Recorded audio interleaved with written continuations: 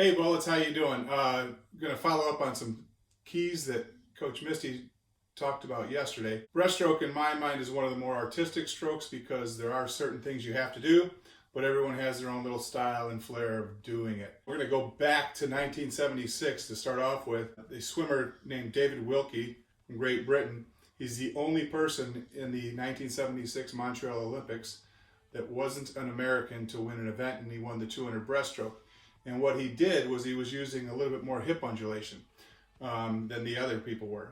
Breaststroke back then, you weren't allowed to put your head underwater, but he found a way to get that body undulating a little bit into the stroke as he was swimming that 200 breaststroke, and he won by a wide margin. Following up on that, a Hungarian coach named Joseph Nagy, he created what he called the wave breaststroke, which got you going more butterfly motion, a little bit more fluid, a little bit more flow. His biggest concern is that between the breaststroke pull and the breaststroke kick, there's a dead spot. His whole key was, how do we eliminate that dead spot to make sure that we keep flowing through the water? And what he started doing with Mike Barrowman, Sergio Lopez, during that time, was he got them really working on the throw and the lunge forward, as some people call it, the shoot. So when they went from the pull to here, there was no pause. They wanted to throw so far and hard so that the kick could follow right behind it and get that momentum without that dead spot in between. So one of the things that Joseph Nagy also said is breaststroke is one of those cyclical things that the technique of the day or the time period is more prevalent. If you go through that, the wave breaststroke still has a lot of key components that people are using a lot more today.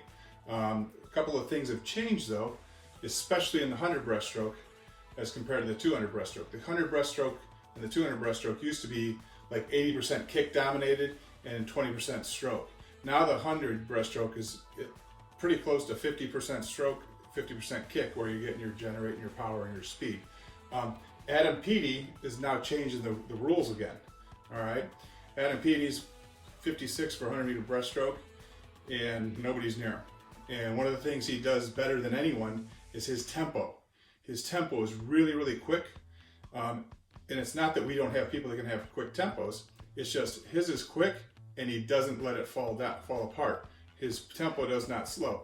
Other people can have that high tempo at some point during the stroke, maybe the first 25 or the last 25, but they don't have that ability to carry that high tempo throughout the race. Another thing that he's doing that's showing promise is one thing when you're kicking. It used to be there's a lot of people that get their knees under their body, bringing their heels to their butt. What he does is he brings his heels up to his butt. So his heels come up instead of knees up, all right?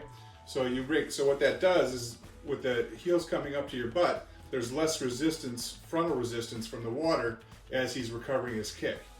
If you bring your knees down, up under your belly, that's more resistance. And if you watch them underwater, and a lot of the faster breaststrokers, especially in the 100, their bodies are throwing so hard that it's almost like, what strokes that look like? A little bit like butterfly. So they're getting a little body undulation in there as well. So those are some of the things that have changed there. When you think about the 200, still a little bit more dominated with the distance per stroke, but they have that ability the last 25 or last 50 to tempo up and accelerate into the finish of that stroke. Reading about what some of the great breaststroke minds are talking about and thinking, where we can really make a huge difference. It's that last stroke going into the wall, it's the underwater sequence coming off the wall, and it's that first stroke setting the tempo up for the next 50, okay?